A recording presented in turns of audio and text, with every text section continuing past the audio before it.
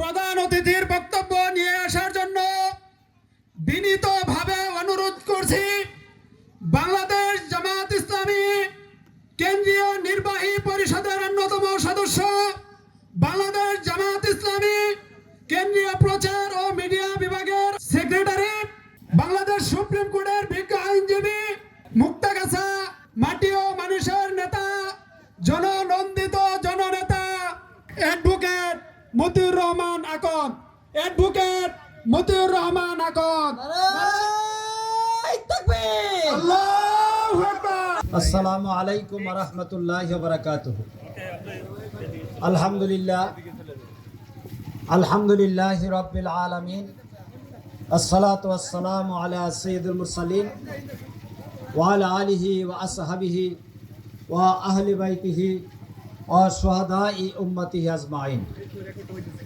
আজকের এই বর্ণাঢ্য আয়োজনের সম্মানিত সভাপতি, বিশেষ অতিথি বাংলাদেশ জামাত ইসলামী মুক্তাগাছা উপজেলার সম্মানিত আমির, বিশিষ্ট শিক্ষাবিদ অধ্যাপক শামসুল হক, সেক্রেটারি, তারাটি ইউনিয়নের জননন্দিত নেতা, বারবার কারা নির্যাতিত এবং বারবার যাকে বিজয়ী হওয়ার পরেও বিজয়ী হিসেবে ঘোষণা করা হয় নাই, সেই মজলুম জননেতা আব্দুল্লাহ মুজাহিদ, সম্মানিত মুরব্বিয়ানে কেরাম, থানা এবং পৌরসভার নেতৃবৃন্দ, আমার আত্মার আত্মীয় ইসলাম প্রিয় সম্মানিত মুরব্বীবৃন্দ, সুধীমণ্ডলী, অন্যান্য ভাইয়েরা, আসসালামু আলাইকুম ওয়া রাহমাতুল্লাহ।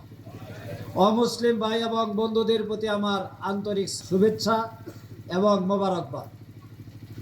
আমি আল্লাহর দরবারে শুকরিয়া আদায় করছি, যিনি আমাদেরকে এই দুনিয়ায় সর্বকালের সর্বযুগের সর্বশ্রেষ্ঠ মহামানব আল্লাহ রাব্বুল আলামিন যাকে রাহমাতুল লিল আলামিন বলেছেন, সেই নবীর উম্মত হিসেবে তৈরি করেছেন। আমরা সবাই বলি আলহামদুলিল্লাহ। আমরা সৌভাগ্যবান এই কারণে, কিয়ামতের দিন যার শাফায়াত ব্যতীত কোনো মানুষের পক্ষে জান্নাতে প্রবেশ করা সম্ভব হবে না। আল্লাহ তাআলা আমাদেরকে সেই নবীর উম্মত হিসেবে এই দুনিয়ায় তৈরি করেছেন। এই জন্য আবারও শুকরিয়া আদায় করছি আলহামদুলিল্লাহ। আজকে হলো সিরাতের আলোচনা, অতএব এর মধ্যেই সীমায়িত থাকার আমি চেষ্টা করব। আল্লাহ রাব্বুল আলামিন তার রাসূলকে দুনিয়ায় পাঠিয়েছিলেন একটা দায়িত্ব দিয়ে, ওয়াল্লাযী আরসালা রাসূলাহু বিল হুদা ওয়া দীনিল হক লিইয়ুযহিরাহু আলাদ দীনি কুল্লিহি ওয়ালাউ কারিহাল মুশরিকুন। এই আয়াতটি আল্লাহ তাআলা কোরআন শরীফের 3টি জায়গায় বলেছেন। মূল বক্তব্য হচ্ছে, তিনি সেই মহান সত্তা যিনি তার রাসূলদেরকে এই দুনিয়ায় পাঠিয়েছেন সত্য দিন সহকারে, জীবন ব্যবস্থা সহকারে, যাতে করে তিনি সকল মতবাদ, আদর্শ এবং বক্তব্যের উপরে এই ইসলামকে, এই দিনকে একটি বিজয়ী আদর্শ হিসেবে প্রতিষ্ঠিত করে দেন। এখানে অনেক মতবাদ থাকবে, অনেক আদর্শ থাকবে, একটা দ্বন্দ্ব হবে, একটা সংঘাত হবে, একটা ডিবেট হবে, কিন্তু রসুলের দায়িত্ব হলো লিইয়ুযহিরাহু আলাদ দীন, সমস্ত মতবাদের উপরে ইসলামকে বিজয়ী করতে হবে। This is his duty. আজকে আল্লাহর নবী সেই দায়িত্বটা পালন করেছিলেন।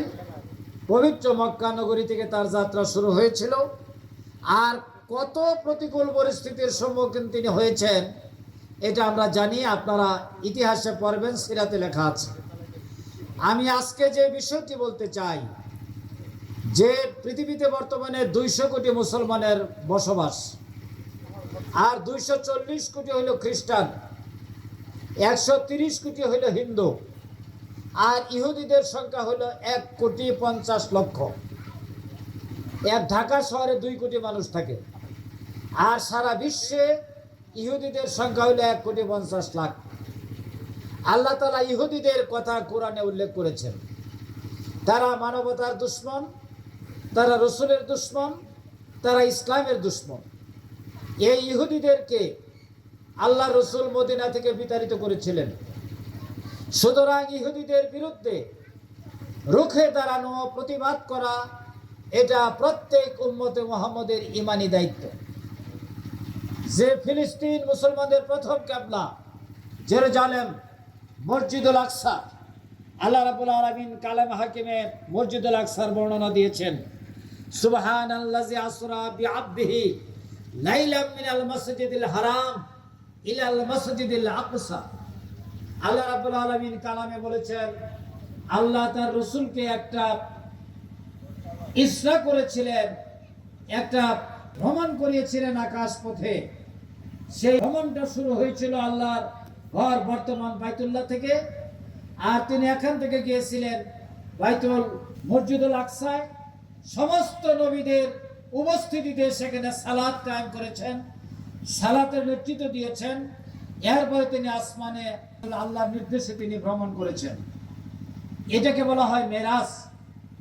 এই মেরাজের মাধ্যমে যেখান থেকে মেরাজ যাত্রা শুরু হয়েছিল, সেই মসজিদ বাইতুল মুকাদ্দাস আজকে ইহুদিরা দখল করে নিয়েছে। ইহুদিদের হাত থেকে এই বাইতুল মুকাদ্দাসকে উদ্ধার করার জন্য কোন মুসলমান নীরব হয়ে বসে থাকতে পারে না, তার প্রতিবাদ জানাতে হয়। প্রতিবাদটা জানাবে কে? আমাদের দেশে এখনো তো পার্লামেন্ট নাই, এক সময় ছিল। পার্লামেন্ট হলো বাংলাদেশের মানুষের প্রতিনিধি। এই জায়গায় যদি ইসলাম প্রিয় লোকেরা যায়, এখানে যদি একটা প্রস্তাব পাস হয়, এই প্রস্তাব পাস করবে 300 জনের, এই প্রস্তাবটা হয়ে যাবে বাংলাদেশের 18 কোটি মানুষের। 18 কোটি মানুষের এই প্রস্তাব যদি পাস হয়ে যায়, সৌদি আরব সহ বিশ্বের 57টি মুসলিম রাষ্ট্র তারা তখন জেগে উঠবে। বাংলাদেশের পার্লামেন্টে ইহুদিদের বিরুদ্ধে প্রস্তাব পাস হয়েছে, আমরা আর বসে থাকবো না। তখন সারা বিশ্বের মুসলমানরা প্রতিবাদে সোচ্চার হবে। পাকিস্তান, ইরান, তুরস্ক, এদের পারমাণবিক বোমা আছে, এরা যদি শুধু প্রতিবাদ জানায়, বাইতুল মুকাদ্দাস 24 ঘন্টার মধ্যে মুক্ত হবে ইনশাআল্লাহ।